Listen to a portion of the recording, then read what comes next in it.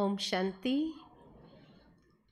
ओम शांति, ओम शांति.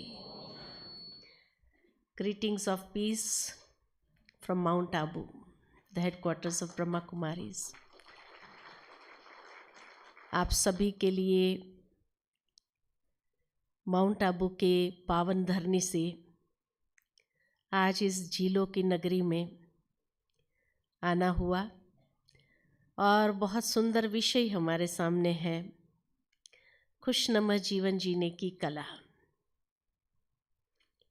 कभी कभी मैं इस विषय पर सोचती हूँ तो महसूस होता है कि एक बच्चा जब पैदा होता है और जब वो खिलखिला के हंसता है, कितना पॉजिटिव वाइब्रेशंस रेडिएट करता है, आकर्षित करता है. ये उसका असली स्वरूप है, यानी हम सबका भी असली स्वरूप वही है. लेकिन आज विडंबना देखो कैसी है कि वो खुशी वाली जीवन जीने की कला हमें सीखनी पड़ रही है. वैसे कहूँ तो खुशी तो हमारे जीवन में आना चाहती है, अपने मालिकों की सेवा करना चाहती है, लेकिन हम खुशी को आने देना ही नहीं चाहते, क्योंकि हमने अपने जीवन में किसको स्थान दिया है? हमने अपने जीवन में 3 चीज़ों को स्थान दिया है, तो खुशी वहाँ रह नहीं सकती है. किस किस को स्थान दिया है? सबसे पहला स्थान हमने दिया तनाव को. अब जहाँ टेंशन हो तो खुशी कैसे आ सकती है? और आज लोगों ने यहाँ तक उसको स्वीकार कर लिया है कि tension is a part of human life, मनुष्य जीवन का एक हिस्सा है, और उसको स्वीकार करते हुए चल रहे हैं. तो वहाँ खुशी कैसे आ सकती है? या तो हमें टेंशन को बाहर निकालना पड़ेगा कि टेंशन जैसी कोई चीज ही नहीं है, क्योंकि हमारे ओरिजिनल स्वरूप में बचपन में किसको भी टेंशन नहीं होता है. आजकल हाँ, बच्चों को बहुत टेंशन होने लगा है कि आजकल बच्चे एग्ज़ाम आती है तो भी अपने माँ बाप से कहते हैं कल एग्ज़ाम में हमें टेंशन हो गया है ना, और उसकी भी खुशी गायब हो जाती है. लेकिन वैसे अगर देखा जाए तो टेंशन क्या चीज़ है? टेंशन क्यों आता है? जिस तरह से थोड़ा सा वेदर चेंज होता है तो शरीर में सर्दी जुकाम बुखार आ जाता है. डॉक्टर से पूछेंगे तो यही कहेंगे आपकी फिजिकल इम्यूनिटी कम है, इसलिए ये वायरल है और कुछ नहीं है. वायरस ने अटैक किया है और आपको सर्दी जुकाम बुखार हो गया है. ठीक इसी तरह टेंशन क्या चीज़ है और क्यों होता है? क्योंकि जब हमारी स्पिरिचुअल इम्यूनिटी कम हो जाती है, आध्यात्मिक प्रतिरोधक शक्ति क्षीण हो जाती है, तब हर छोटी बड़ी बात मन को प्रभावित करती है, जिसको हम टेंशन कहते हैं. तो टेंशन एक नॉर्मल लाइफ नहीं है, भले लोगों ने स्वीकार कर लिया हो, लेकिन अगर हम अपनी आध्यात्मिक प्रतिरोधक शक्ति को विकसित करते हैं, बढ़ाते हैं, तो टेंशन नाम की चीज कोई रहती नहीं है. दूसरा स्थान हमने किसको दिया? अभिमान को दिया, अहंकार को दिया, और अभिमान को पोसने में लगे हुए हैं हर इंसान. और जहां कहीं अभिमान को ठेस पहुंचती है, एक बहुत बड़ा विकराल स्वरूप खड़ा हो जाता है, तो वहां खुशी कैसे आ सकती है? तो इसीलिए खुशी को अगर जीवन में अनुभव करना चाहते हैं तो उस अभिमान को क्या करना पड़ेगा? थोड़ा साइड करना ही होगा. नहीं तो आज व्यक्ति जैसे तरसने लगा है खुशी आए हमारे जीवन में. खुशी का अनुभव करने के लिए कई लोग लाफिंग क्लब्स ज्वाइन कर लेते हैं, बगीचे में जाके हंसते हैं, घर में हंस नहीं पाते हैं, घर में अगर मुस्कुरा दिया तो सबसे पहले घर वाले पूछते हैं क्या बात है, आज बड़े मुस्कुरा रहे हो। और अगर हम अपनी मुस्कुराहट को डिस्क्लोज करना नहीं चाहते हैं कि किस लिए मुस्कुराहट है, और कह दिया बस ऐसे ही, क्यों मुस्कुरा नहीं सकते हैं क्या, तो परिवार वाले कहेंगे आर यू ओके, आप ठीक हो, how can you smile without a reason. या तो आप ठीक नहीं है, यही समझ लेते हैं, है ना। तो भावार्थ ये कि अपने नेचुरल जीवन जीने के लिए भी हमें कोई ना कोई बहाना चाहिए खुशी में रहने के लिए। अगर व्यक्ति स्माइलिंग फेस लेकर के ऑफिस में चला जाए तो ऑफिस वाले इशारा करते हैं क्या बात है, आज तो सर बड़े खुश है, जो काम करवाना है करवा लो, आज सब पास हो जाएगा। लोग एडवांटेज लेना चाहते हैं, इसीलिए भी व्यक्ति खुश रहना चाहता है लेकिन रह नहीं पाता है और उसको टाइट होकर के चलना पड़ता है, और वही अपना स्वरूप बना दिया है उसने, तो खुशी कहाँ से रह सकती है। और उसमें शायद भूल गया वो कि खुशी भी किसी चिड़िया का नाम है जिसको जीवन में अनुभव करना होता है या जिसके आधार पर जीवन जीना होता है, भूल गया है। तीसरा स्थान हमने किसको दिया आज की दुनिया में? भय को। इसीलिए कहा जाता है it's an age of stress, ego and fear, जहां हर एक इंसान को हर क्षण इनसिक्योरिटी महसूस होती है और भय में जीने लगता है। क्या करे, ऐसा कह दिया तो ये हो जाएगा, वो हो जाएगा, हर समय भय सता रहा है उसको। तो इसीलिए ये तीनों को जहां स्थान दिया तो खुशी कहां से आ सकती है बोलो। वो एक कहानी याद आती है मुझे कि एक बार 3 बुजुर्ग थे, जा रहे थे रास्ते में, अचानक जाड़े के दिन थे तो खूब बर्फ गिरने लगी। तो 3 बुजुर्गों ने सोचा कि अब जब तक ये बर्फ गिर रही है, ये बस स्टॉप पर खड़े हो जाते हैं और बस स्टॉप में वहाँ रुकते हैं, जब बर्फ गिरनी बंद हो जाएगी तब आगे जाएंगे। तो बस स्टॉप पर जाकर के बैठ जाते हैं। बस स्टॉप के बिल्कुल सामने एक घर था और उस घर की महिला जो थी, मालकिन जो थी, उसने सोचा कि चलो शाम हो गई है, पर्दे बंद कर देते हैं, खिड़की बंद कर देते हैं, बर्फ गिर रही है और घर में सभी भोजन पर बैठे हैं, भोजन करेंगे। जैसे ही वो पर्दे बंद कर रही थी, खिड़की बंद कर रही थी, तो उसकी नजर पड़ी सामने बस स्टॉप पर और इसने 3 बुजुर्गों को देखा तो सोचा इतनी बर्फ गिर रही है, बुजुर्ग है, रात भर में तो ठिठुर जाएंगे। तो उसने आकर के अपने परिवार वालों से कहा कि सामने बस स्टॉप पर 3 बुजुर्ग बैठे हैं, अब ये बर्फ कब रुकेगी, तब तक तो बेचारे रात भर में ठिठुर जाएंगे, क्या करें। तो परिवार के लोगों ने कहा कि ऐसा करो, उनको बुला लो।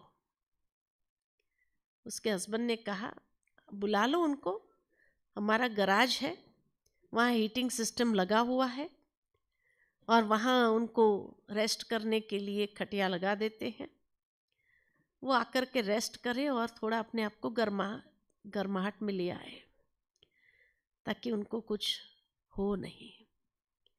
तो महिला बाहर आती है और उसने सामने से तीनों को बुलाया कि आप इधर आ जाओ और यहाँ आराम करो जब तक बर्फ गिर रही है तब तक। तो वो तीनों बुजुर्ग ने कहा कि हम 3 नहीं आ सकते, हमारे में से कोई एक आ सकता है। आप अपने परिवार में किसको बुलाना चाहते हो? पहले अपने परिवार वालों से पूछ लो। तो उसने कहा आपका परिचय? तो पहले ने कहा मैं स्वास्थ्य हूं, आई एम हेल्थ। दूसरे ने कहा आई एम वेल्थ, मैं संपत्ति हूं, जहां जाता हूं संपत्ति की वर्षा करता हूं। पहले ने कहा जहां मैं जाता हूं स्वस्थ होने का वरदान दे देता हूं। और तीसरे ने कहा मैं प्रेम हूं। आप हम तीनों में से किसको बुलाना चाहते हो? परिवार वालों से पूछ लो। तो वो महिला अंदर जाती है, ये विचित्र बात अपने परिवार वालों से शेयर करती है कि तीनों में से कोई भी एक आएगा हमारे घर में, तीनों नहीं आ सकते, ऐसे कहते हैं। हमें किसको बुलाना चाहिए? तो जब तीनों की बात सुनाई कि एक हेल्थ है, एक वेल्थ है, एक प्रेम है, तो बुजुर्ग माँ बाप थे, कहा आप स्वास्थ्य को बुला लो। रोज हमारे घुटनों का, शरीर का कोई ना कोई प्रॉब्लम होता है, हम किसी भी तरह से आप लोगों की मदद नहीं कर पाते हैं। अगर स्वास्थ्य आ जाएगा तो कम से कम हम मदद रूप हो जाएंगे आपको हर रीति से। उतने में पति और देवर ने कहा अरे भाई वेल्थ को ही बुला लो, संपत्ति होगी, आपका इलाज तो हो जाएगा। आजकल कितनी प्रॉब्लम है, पैसे नहीं है और खर्चा इतना बढ़ रहा है, तो क्यों नहीं हम संपत्ति को ही बुला लेते हैं। वहां बच्चे खेल रहे थे, अचानक बच्चों ने कहा क्यों नहीं हम प्रेम को बुलाएं। सारे परिवार वालों ने सोचा चलो बच्चे जो कहते हैं उसी को बुला लिया जाए। महिला बाहर आकर कहती आप में से जो प्रेम हो वो आ जाए हमारे घर में। तो जैसे ही प्रेम आने लगा उसके पीछे स्वास्थ्य और संपत्ति भी आने लगी।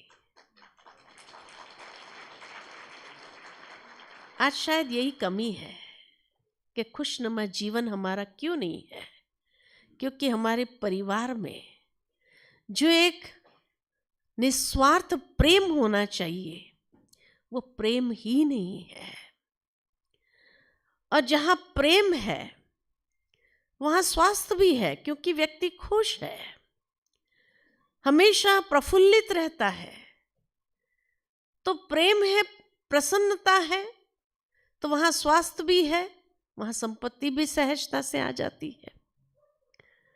तो इसलिए कहा कि कहीं ना कहीं हमने अपने जीवन में से इन वैल्यूज को हटा दिया है, और जहां वैल्यूज ही नहीं रहे तो हमारी वैल्यूबल लाइफ की आज क्या गति हो गई है, इसको हम देख रहे हैं, अनुभव कर रहे हैं। तो किसी ने बहुत सही कहा है, 2.5 अक्षर प्रेम का पढ़े सो पंडित होए, लेकिन अफसोस कि ये 2.5 अक्षर प्रेम का ही नहीं पढ़ पाए, और इसीलिए आज क्या महसूस कर रहे हैं, जीवन की क्वालिटी क्या हो गई है, उसको भी हम सभी भली भांति देख रहे हैं। अब जीवन को खुशनुमा बनाने के लिए आवश्यक है कि हमें जीवन के कुछ सिद्धांत को समझने की जरूरत है कि सदा खुशनुमा रहना है। तो जीवन के कौन से सिद्धांतों को हम स्मृति में रखें? पहला सिद्धांत ये है कि ये याद रहे कि जो देंगे वही वापस आएगा।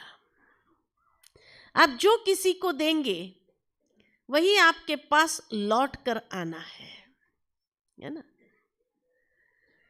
आप किसी को खुशी देंगे, खुशी आपके जीवन में आएगी।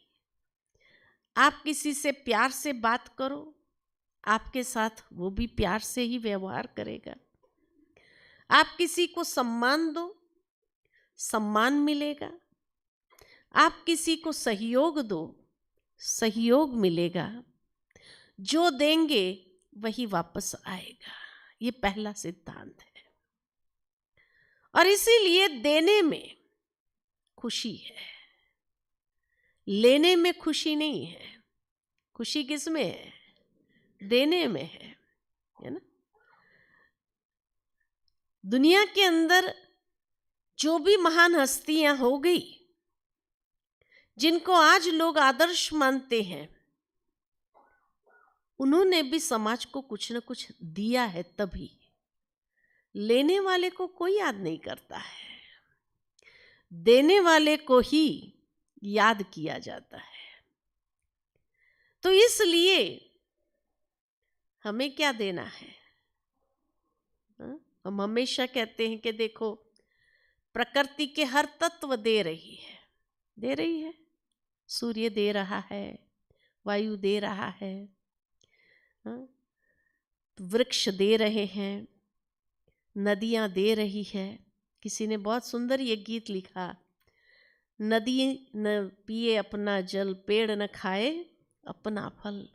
ये दे रहे हैं, और इसीलिए शायद इनको हमने देवता कहा। देने वाले को देवता कहा जाता है, लेने वाले को लेवता कहा जाता है ना। तो इसीलिए प्रकृति के हर तत्व को हमने देवता कहा। वहां तक कि मनुष्य की बनाई हुई चीज भी दे रही है, दे रही है। अब जिस कुर्सी पर बैठे आपको आराम दे रही है, ये माइक आपको दे रहा है, लाइट आपको दे रहा है, हर चीज तो दे रही है। यहाँ पर छत आपको दे रही है। कौन सी चीज मनुष्य की बनाई हुई है जो नहीं दे रही है? कुर्सी अपने लिए थोड़ी बनी है, वो दे रही है, दूसरे को आराम दे रही है। और मनुष्य है जो ले रहा है, ले रहा है, ले रहा है, और इस प्रोसेस में वो देना भूल गया कि मुझे भी कुछ देना चाहिए।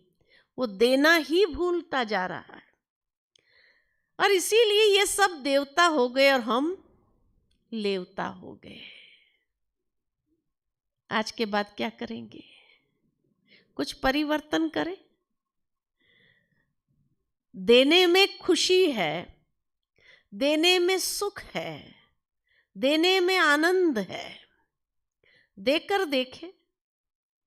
एक कहानी बहुत सुंदर याद आती है कि एक बार एक राजा जो था, उसके पास कई जगह जाता आता था, तो बहुत सारे तोहफे हो गए।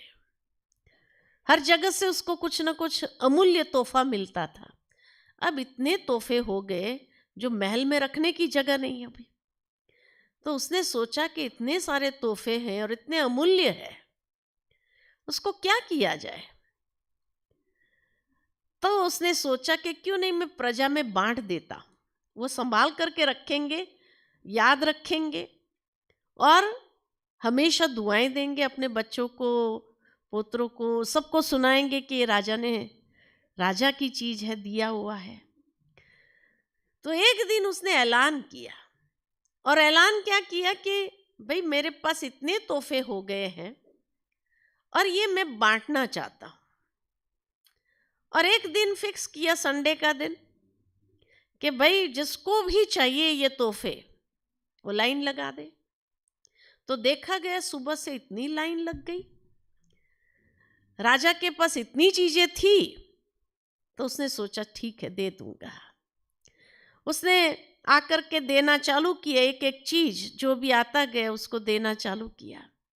अब जब देता था तो नेचुरल है, सामने वाला क्या कहता था?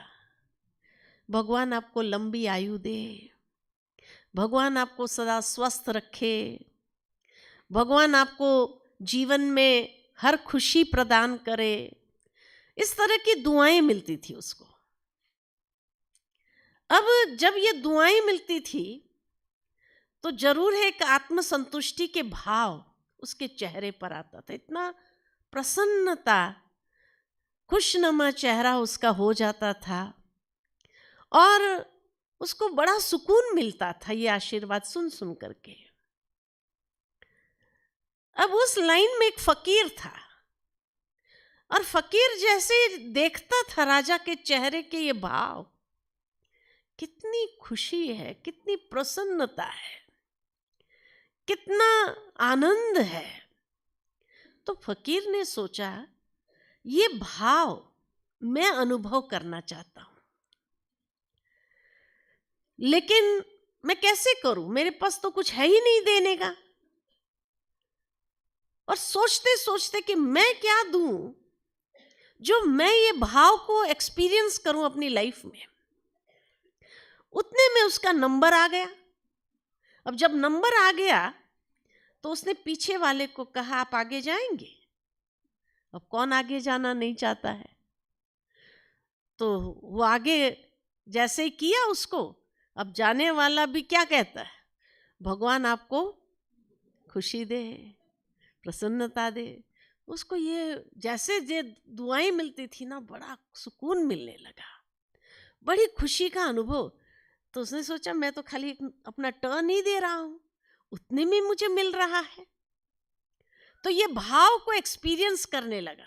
तो उसने क्या किया, हर एक को आगे करता गया, हर एक को आगे करता गया और उसने कुछ नहीं लिया और वो चला गया लास्ट में।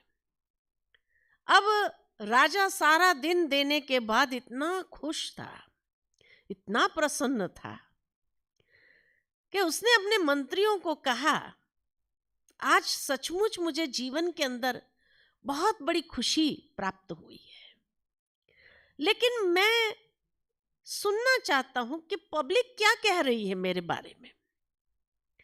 तो आप जाइए नगर में और पता लगाइए कि पब्लिक क्या सोच रही है जो चीज आज मिली उसके विषय में।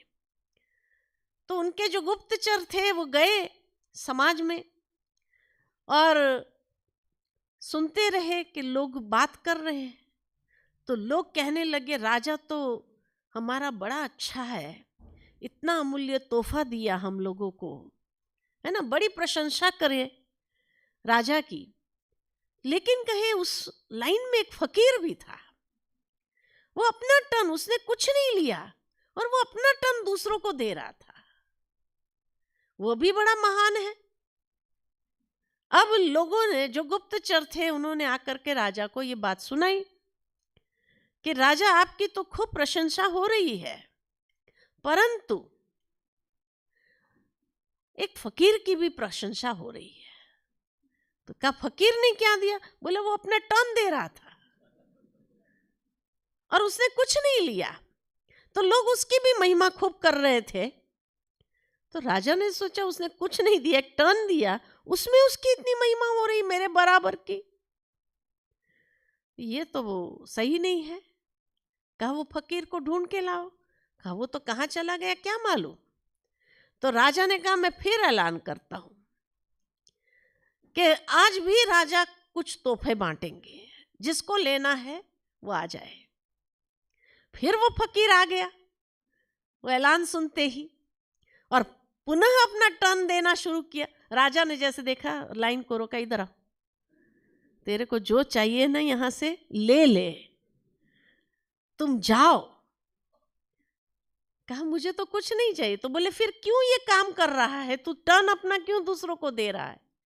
कहा राजन, इसलिए कर रहा हूं कि जैसे मैं देखता था ना, आप जब देते थे, लोग आपको आशीर्वाद देते थे, तो आपका चेहरे पर इतना प्रसन्नता थी, इतनी खुशनुमा आपका स्वरूप हो जाता था, इतना सुकून आप अनुभव करते थे।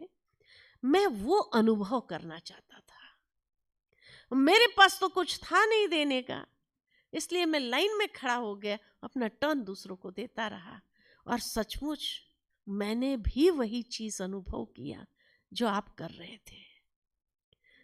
तो खुशी किसमें है? देने में, लेने में। तो इसलिए पहला सिद्धांत जीवन को खुशनुमा अनुभव करना है तो क्या करो? देना चालू करो, कुछ ना कुछ दो। मैं चीज वस्तु देने की बात नहीं कर रही हूं। किसी को आप सहयोग दे सकते हैं, किसी को शुभकामनाएं दे सकते हो, दुआएं दे सकते हो, किसी को आप सम्मान दे सकते हो। बहुत कुछ है देने का, दे करके तो देखो, दे सकेंगे? आज का सारा दिन, यहां से जाने के बाद आधा दिन, एक दिन के देवता बन सकते हैं? दे सकते हैं एक दिन के देवता? जो कहते हैं हाँ एक दिन के देवता बन सकते, जरा हाथ तो खड़ा करो। एक दिन के देवता बनने वाले? हाँ, क्यों आगे की लाइन वाले नहीं बनेंगे देवता? हाँ, एक दिन के देवता बनो। हाँ, अगर अच्छा लगे तो 2 दिन के बनना, और अच्छा लगे तो हफ्ते का देवता बन जाना, और अच्छा लगे तो हमेशा का देवता बन जाना। कोई प्रॉब्लम है क्या? कौन सा खर्चा हो रहा है? लेकिन अगर ये सुकून, अगर ये खुशी अनुभव करने का एक चांस मिलता है तो बनना चाहिए, नहीं बनना चाहिए? तो बन सकेंगे ना एक दिन के देवता? सब बनेंगे पक्का? अरे इतने देवता भोपाल में प्रकट हो जाए तो भोपाल का तो क्या होगा? हाँ, उधार ही हो जाएंगे। इतने खुशी के देवता पैदा हो गए, खुशी प्रदान करने वाले, दूसरों को खुशी देने वाले, या इतने खुशनुमा चेहरे वाले अगर देवता प्रकट हो जाए जिसको देख देख करके दूसरों को भी खुशी प्राप्त हो जाए, सुकून मिलने लगे, तो क्या बुराई है कि नहीं? तो परिवर्तन करना, इस माहौल को परिवर्तन करना। अगर टेंशन वाले सारे माहौल को टेंशन में ला सकते हैं, इतनी ताकत है, तो खुशी तो पॉजिटिव एनर्जी है, और ये पॉजिटिव एनर्जी क्या नहीं कर सकती है? बहुत कुछ कर सकती। तो ये पहला सिद्धांत याद रखना खुशनुमा जीवन जीने का, और ये प्रैक्टिकल है, आप करके देखना। दूसरा सिद्धांत है as you think so you become. जैसा सोचोगे वैसा बनोगे, जैसा चिंतन वैसा जीवन। तो चिंतन की धारा को देखो कि मेरी चिंतन की धारा पॉजिटिव है या नेगेटिव है, कौन सी है? अगर आपकी चिंतन की धारा पॉजिटिव है और वो पॉजिटिव ऊर्जा रेडिएट कर रही है तो खुशी स्वाभाविक है। लेकिन खुशी गायब तब होती है जब हमारी चिंतन की धारा नेगेटिव हो जाती है, या वेस्ट, थर्ड, जिसको कहा जाता है व्यर्थ। कई लोग व्यर्थ सोचते रहते हैं, काम का नहीं सोचते हैं। ऐसा हो गया तो वैसा हो गया, तो अरे नहीं हुआ है ना, अभी से क्यों सोच रहे हैं? कुछ पॉजिटिव सोचो। आज की दुनिया के अंदर जागृति जरूर है कि छोटे बच्चे भी जब माँ बाप कुछ बात पर डिस्कस कर रहे होते हैं और कोई नेगेटिव बात होती है तो बच्चे भी क्या कहते हैं? बी पॉजिटिव, क्यों आप इतना नेगेटिव सोचते हो? कहते हैं कि नहीं आपको बच्चे? तो जागृति जरूर आई है, लेकिन ये जागृति दूसरों को एडवाइस देने के लिए बस। दूसरा नेगेटिव सोच रहा है तो हम उसको बहुत अच्छी एडवाइस देते हैं कि बी पॉजिटिव, क्यों नेगेटिव सोचते हो? लेकिन जब हमारे साथ में कुछ ऐसी बात होती है तो क्या करते हैं? नेगेटिव सोचना चालू करते हैं। और जिसको हमने एडवाइस दी है वो अगर आकर के हमें कहे, हमें तो बड़ी अच्छी एडवाइस दे रहे थे, अभी तुम्हारा क्या हुआ, तुम क्यों नेगेटिव सोच रहे हो? तो हम क्या कहते हैं?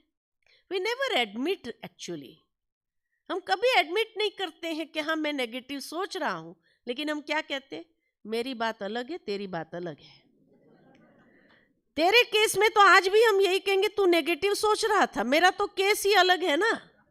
I am trying to be practical, है नेगेटिव और क्या कहते हैं? I am trying to be practical.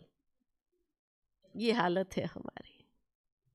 तो इसीलिए अवेयरनेस है, उस अवेयरनेस को प्रैक्टिकल में लाओ। अवेयरनेस तक न रहे, जितना उस बात को हम प्रैक्टिकल में ले आएंगे, इम्प्लीमेंट करेंगे, सचमुच आपका जीवन बदल जाएगा, जीवन की क्वालिटी बदल जाएगी। लेकिन हाँ, ये जरूर है कि पॉजिटिव सोचने के लिए इतना मसाला चाहिए। आज किसी को भी हम बिठा दे कि भाई 5 मिनट पॉजिटिव सोचो, 1-2 मिनट सोचेंगे, उसके बाद एक दूसरे का चेहरा देखना शुरू करेंगे कि क्या सचमुच ये भी सोच रहा है या मेरे तरह ही है ही नहीं हमारे पास मसाला पॉजिटिव सोचने का। और किसी को बिठा दिया जाए जितना मर्जी है नेगेटिव सोचो, तो घंटों सोच सकते हैं, इतना मसाला है हमारे पास नेगेटिव सोचने का। सोचने की बात है। अब पॉजिटिव सोचने का मसाला कहाँ से मिलेगा? आध्यात्मिकता। आज आध्यात्मिकता की आवश्यकता क्यों है लाइफ में? क्योंकि वही एकमात्र स्रोत है जहां से हमारे मन को कुछ सकारात्मक चिंतन प्राप्त हो सकता है। और इसीलिए अगर उसको अपने जीवन में शामिल कर लिया जाए तो फिर देखो आपके पास कितना मसाला पॉजिटिव सोचने के लिए अवेलेबल है। हाँ, आजकल दुनिया के अंदर भी ये जागृति इस लेवल तक आ गई है कि रोज सुबह आप अपना फ़ोन खोलो तो सुबह सुबह व्हाट्सएप मैसेजेस, कितने positive message for the day आ जाता है। लेकिन वो मैसेज पढ़ते हैं और सोचते हैं ये जो है ना फलाने के लिए बहुत अच्छा है, उसको फॉरवर्ड कर दो।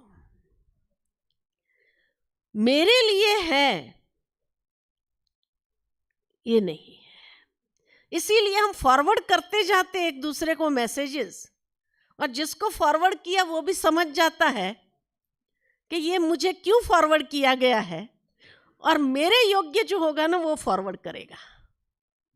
ये उसको फॉरवर्ड करो, जिसने किया है उसको भी तो समझ आए कि उसको भी जरूरी है ये चीज़, वो हमें फॉरवर्ड करता है।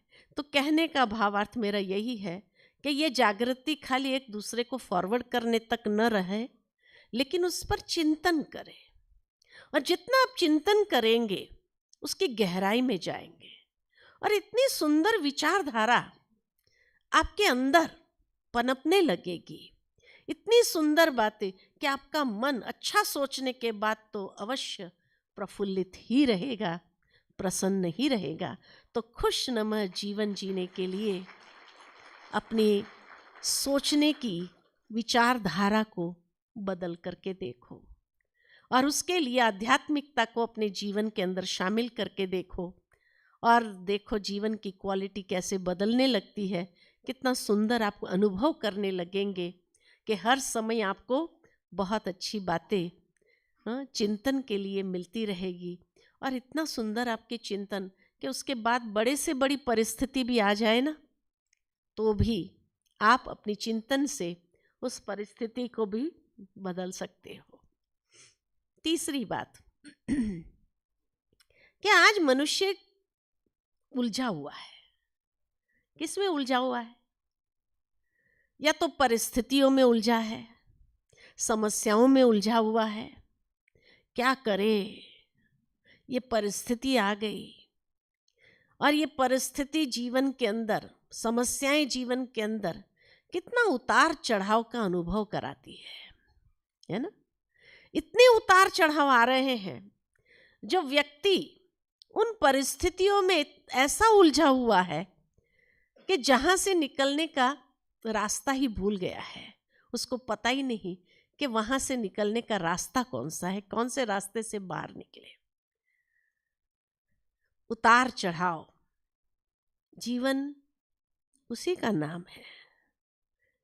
किसी से बात हो रही थी मेरी, बहुत सुंदर बात कही उसने कि आप जब हार्ट का ईसीजी निकलवाने जाओ डॉक्टरों के पास, यहाँ बैठे होंगे डॉक्टर्स भी काफ़ी, तो हॉस्पिटल में जाओ ईसीजी निकालने के लिए, तो ईसीजी का ग्राफ कैसे आता है?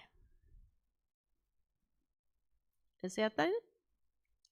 और जब ऐसे ग्राफ आता है माना नॉर्मल, आप तंदुरुस्त है, अगर सीधी लाइन आ जाए तो ना, जीवन में भी अगर परिस्थिति समस्याएं आती है, ये उतार चढ़ाव जो है, मन आप जिंदा है। अगर सीधी लाइन आ जाए ना तो जीवन ही नहीं रहेगा। इसलिए उलझो नहीं, लेकिन उस उतार चढ़ाव में भी ये पॉजिटिव थॉट को अपनाओ कि ये परिस्थिति आज अगर आई है तो मुझे क्या देने आई है। अवश्य कोई ना कोई सीख देकर जाएगी, अवश्य कोई ना कोई अनुभव देकर के जाएगी, कुछ न कुछ तो देगी। इसलिए कहा जाता है हर तूफान भी एक तोहफा देके जाता है। तो क्यों नहीं जीवन के इस परिस्थितियों में, समस्याओं में उलझने के बजाय उसमें से ये ढूंढे कि ये तूफान मुझे क्या तोहफा दे रहा है। आज कौन से एक नया अनुभव, आज जीवन में जो व्यक्ति एक्सपीरियंस्ड होते हैं, आजकल हर एक जगह इंटरव्यू देने जाओ ना जॉब के लिए, तो भी पूछते आपका एक्सपीरियंस कितना है। अनुभव ही ना हो उसको कोई जॉब देता भी नहीं, क्योंकि अनुभव से ही व्यक्ति सीखा है, अनुभव से ही अनुभवी बना है, और उस अनुभव से ही वो आगे भी बहुत कुछ जीवन में हैंडल कर सकता है। इसलिए अनुभव उपयोगी है। तो जीवन के अंदर ये तोहफे भी, ये तूफान भी हमें कितने सारे अनुभव देकर जाते हैं, कितनी सारी शिक्षाएं देते हैं। हमारी जो इंटरनल कैपेबिलिटीज़ है या जो अंदर की सूक्ष्म शक्तियां हैं, उसको पॉलिश करती है, उसको निखारती है, उसको बाहर ले आती है। उसी का नाम तो अनुभव है। तो उसमें प्रॉब्लम क्या है? चैलेंजेस आती है, आने दो, स्वीकार करो उसको, घबराने के बजाय ये आज मुझे कुछ देने आई है, मैं उसको सीख करके आगे बढ़ूंगा। यही तो है जीवन के अंदर। तो इसीलिए कहा कि भाई प्रॉब्लम से डरना नहीं है, लेकिन प्रॉब्लम्स को वेलकम करके देखो, आप उसमें से कितना निखर करके बाहर आते हैं। और जितना निखरते हैं और वो अनुभव आप दूसरों के साथ भी शेयर करते हैं, तो दूसरे भी उससे प्रसन्नता का अनुभव जीवन में करेंगे। तो परिस्थितियों से, समस्याओं से, चुनौतियों से उलझना नहीं है, उसको स्वीकार करके देखो और आपकी क्षमता अपने आप बाहर निकलने लगेगी। आपके अंदर की योग्यता इतनी पॉलिश्ड हो जाएगी कि लोग आपको यही कहेंगे, आपके अनुभव के आधार से आप हमें ये बात बताओ कि इसको कैसे पार करें। तो ऐसे अनुभवी तो हर एक को चाहिए समाज के अंदर, जीवन के अंदर। चौथी बात, और किस में उलझे हुए हैं? व्यक्तियों से उलझ जाते हैं हम कई बार, है ना। परिस्थितियों से तो उलझ ही जाते हैं, लेकिन कई लोग व्यक्तियों से भी उलझते रहते हैं। और इसीलिए आज दुनिया में कई इतने प्रॉब्लम्स जो खड़े हो जाते हैं, वो प्रॉब्लम्स क्यों खड़े होते हैं? कहीं ना कहीं कोई व्यक्ति से उलझे हुए हैं, और उस उलझन के कारण वो व्यक्ति आज हमारे लिए बहुत बड़ी परीक्षा बन करके सामने आता है। और इसलिए व्यक्ति की खुशी वहाँ गायब होती है, क्योंकि कई लोग कह देते हैं कि हाँ, परिस्थिति से तो हम निपट लेंगे, ये चैलेंजेस से भी निपट लेंगे, लेकिन ये इंसान है, जिंदा है, उससे निपटना कई बार बहुत कठिन महसूस करते हैं, उससे निपटना बहुत मुश्किल है। तो वास्तव में अगर देखा जाए तो मनुष्य को कहा भी जाता है इज अ सोशल एनिमल, एक सामाजिक प्राणी है, और सामाजिक प्राणी समाज में ही रहता है। इसलिए जब समाज में ही रहना है तो उलझने के बजाय क्या करो, एक दूसरे को समझने की आवश्यकता है, समझते हुए अप्रिशिएट करने की आवश्यकता है जहां अप्रिसिएशन की जरूरत है ना। एक बात याद आती है कि एक बार एक पति पत्नी थे। पत्नी बड़ी पतिव्रता थी कि पति जब घर आते थे शाम को, तो उसके हाथ से जो भी होता था फटाफट ले ले करके उसको रख देती थी और उसके लिए पानी का ग्लास तैयार रखती थी, चाय नाश्ता बना करके रखती थी ताकि आवे गरम गरम चाय, उसकी थकान मिट जाए। बहुत ही पतिव्रता नारी थी वो। लेकिन एक दिन ऐसा हुआ कि पति जब घर आया, दरवाज़ा खुला ही रखा था पत्नी ने और टीवी देख रही थी, हाथ में कुछ था, खा रही थी, उठी नहीं, पति के हाथ से कुछ लिया नहीं। पति ने सोचा आज क्या बात है, उसने पूछ भी लिया क्या बात है। पत्नी ने कहा कोई बात नहीं। पति ने सोचा चलो ठीक है, पानी पी लेता हूँ, अपने आप ही हो सकता है उसकी कोई सीरियल चल रही हो, कुछ टीवी प्रोग्राम चल रहा होगा, टीवी देख रही है। किचन में गया पानी का ग्लास लेने के लिए तो देखा कि सारा किचन, रात के बर्तन भी ऐसे के ऐसे, इतना गंदा किचन, एक कप भी नहीं है, सारे कप यूज्ड हो गए हैं। वो फिर बाहर आकर के पूछता है क्या बात है। पत्नी ने कहा कोई बात नहीं। पति ने फिर एक ग्लास धुलाई करके पानी लेकर के पी लिया। फिर उसने सोचा चलो फ्रेश हो जाता हूँ। कमरे में गया तो रात का बिस्तर भी ऐसा ही पड़ा हुआ है, कपड़े इधर उधर पड़े हुए हैं, इतना गंदा कमरा है। अब उससे सहन नहीं हुआ, बाहर आकर झुंझलाहट में पूछा आखिर क्या बात क्या है। तो पत्नी ने कहा रोज शाम को आप आकर के घर में एक ही बात कहते हो, तू सारा दिन करती क्या है, तू सारा दिन करती क्या है। आज मैंने कुछ नहीं किया। आप देख सकते हैं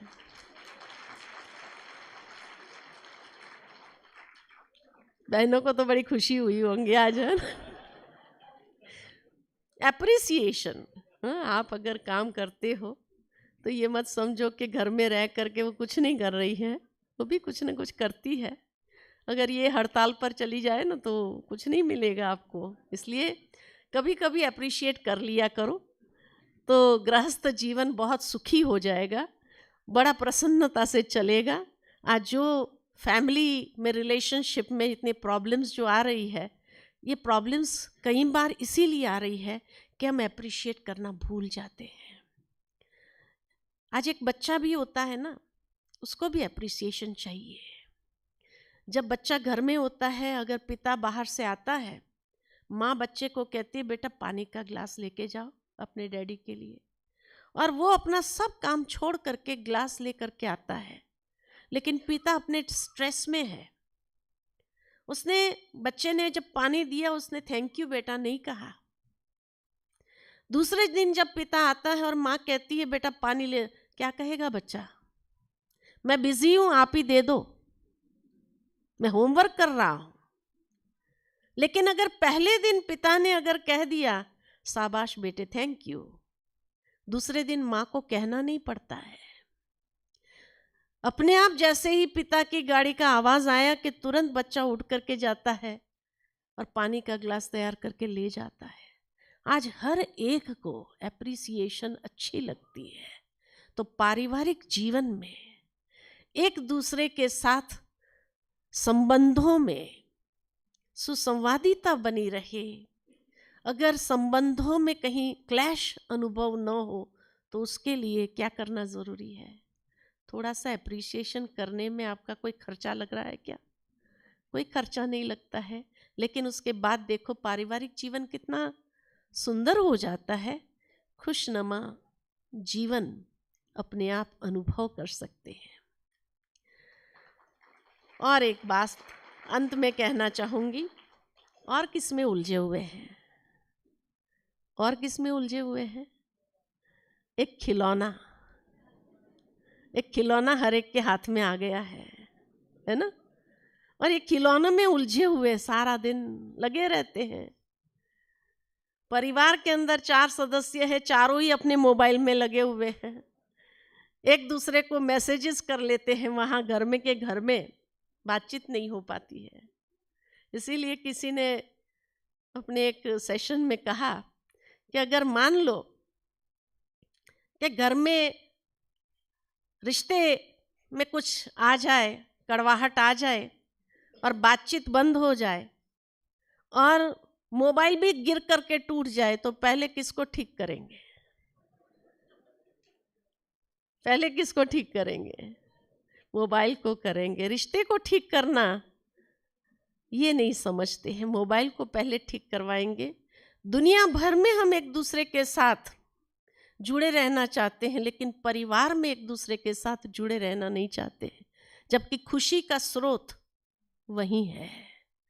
तो इसीलिए ये मोबाइल जो है बहुत अच्छा सेवक जरूर है, a very good server, but don't let it be a master, है ना। उसको अपना मास्टर नहीं बना दो कि आपके जीवन को वो एकदम खत्म कर दे। इसीलिए कहा कि is a very bad master but a very good server. लेकिन जब उसको हम एक मास्टर बना देते हैं, सिर पर चढ़ा लेते हैं, तो वो मनुष्य की जीवन की क्वालिटी क्या बना देता है? हालत खराब कर देता है। इसीलिए एक बार हम एक जगह गए थे, और एक जगह गए थे तो वहाँ लिखा हुआ था उस घर में वाईफाई जोन। बड़ा आश्चर्य लगा। मैंने कहा वाईफाई जोन माना यहाँ जो आएगा मोबाइल से ही सब कुछ बात करेगा क्या? तो मुझे बताया गया कि नहीं, वहाँ एक बॉक्स रखा है, आपको मोबाइल उस बॉक्स के अंदर डाल देना है। मैंने कहा फिर वाईफाई जोन किस लिए? तो कहा without internet family interaction. Wifi without internet family interaction, कि जो हमारे घर में आता है उसको मोबाइल उस बॉक्स में डाल देना होता है। और फैमिली इंटरैक्शन, हम चाहे तो कैरम खेलते हैं, हम आपस में मिल करके हंसते हैं, बात करते हैं, वाईफाई जोन बना देते हैं अपने घर को। और जब वाईफाई जोन बना देते हैं विदाउट इंटरनेट फैमिली इंटरैक्शन, तो तब से लेकर के हमारे परिवार के अंदर जो खुशी है ना, मल्टीप्लाइड हो गई है। आज अगर आप भी अपने परिवार के अंदर खुशी का अनुभव करना चाहते हैं, खुशनुमा जीवन अपना बनाना चाहते हैं, अपने बच्चों का जीवन बनाना चाहते हैं, तो क्रिएटिव खेल इंट्रोड्यूस करें अपने घर में भी। बजाय मोबाइल के ऊपर खेलने के बजाय, आज मोबाइल को मैं हमेशा क्या कहती हूँ पता है? मोबाइल जो है ना आज का शकुनी है। क्यों शकुनी है? मोबाइल आज का शकुनी है कि शकुनी का टारगेट धृतराष्ट्र नहीं था, शकुनी का टारगेट गांधारी नहीं थी, शकुनी का टारगेट 100 कौरव थे, दुर्योधन था। दुर्योधन का नाम पहले सुयोधन था, लेकिन सुयोधन को दुर्योधन बनाया किसने? शकुनी मामा ने बनाया। तो ये शकुनी मामा है। शकुनी के पास कौन सी खास बात थी? जुए का खेल। वो जुए में किसी को भी हरा देता था। तो आज मोबाइल पर क्या आता है? कौन से खेल आते हैं? जुए आते हैं। जुए के खेल है कि नहीं है? आप किसी को कॉल करो, नीचे ऐड आती है, उस कॉल के बाद उसका ट्रू कॉलर जो वो होता है, उसके नीचे एक ऐड होती है। और ऐड हमेशा अगर देखा जाए ना कोई या रमी या लूडो या फलानी, कोई ना कोई क्या कहे उसको, जुए की खेल की ही ऐड होती है। और कई लोग उस ऐड को इतना प्रमोट कर रहे हैं, और कई बच्चे सुयोधन के बजाय दुर्योधन बन रहे हैं, और इस तरह से उसमें आकर्षित होते हैं उस खेल के, और कि आज उनका जीना क्या हो गया। बीच में भी कहा जाता था कि एक गेम निकली थी, मुझे याद नहीं है, लेकिन कई बच्चों ने सुसाइड किया था उस गेम के बाद। हाँ, ब्लू वेल, हाँ नाम लेकिन उसको तो बैन कर दिया, चलो बहुत अच्छी बात है कि भारत में बैन हो गया, लेकिन कितने बच्चों का जीवन लेने के बाद। तो इसीलिए मोबाइल क्या है, और अगर ये पारिवारिक जीवन को खत्म कर रहा है, अगर ये सब कुछ आपकी खुशी को नष्ट कर रहा है, अगर ये आपके जीवन की क्वालिटी एकदम खत्म कर रहा है, तो उसको एक सर्वेंट ही रहने दो, उसको मास्टर नहीं बनाओ अपना, और अपने घर को एक वाईफाई जोन बनाओ जहाँ क्रिएटिव गेम्स आप इंट्रोड्यूस करो और अपने बच्चों को भी उसमें लगाओ, बजाय कि उस जुए के खेल में लगाने के बजाय, क्योंकि वो आपकी खुशी को गायब करेगा, आपको पता भी नहीं चलेगा, और उसके बाद बड़ा अफसोस होगा कि मैंने अपने बच्चे को ये क्यों गिफ्ट के रूप में दिया, या किस लिए दिया ये चीज़। तो इसीलिए अगर देते भी है तो उसको संभालना भी सिखाओ, अपने जीवन को कैसे संभालना है। कई बच्चे साइबर क्राइम्स में चले गए हैं, कई बच्चे किस तरह के साइट्स पर चले जाते हैं और अपने जीवन को कैसे तबाह करते हैं। तो इसीलिए खुशी गायब होने के बजाय अपनी खुशी को बरकरार रखने के लिए अपने घर को क्या करो, आज से याद रखना, वाईफाई जोन बनाओ, विदाउट इंटरनेट फैमिली इंटरैक्शन, और जितना इंटरैक्शन रहेगा उतना बहुत सुंदर सुकून अनुभव करेगा। इन्हीं शब्दों के साथ वाणी को विराम देती हूँ। ओम शांति।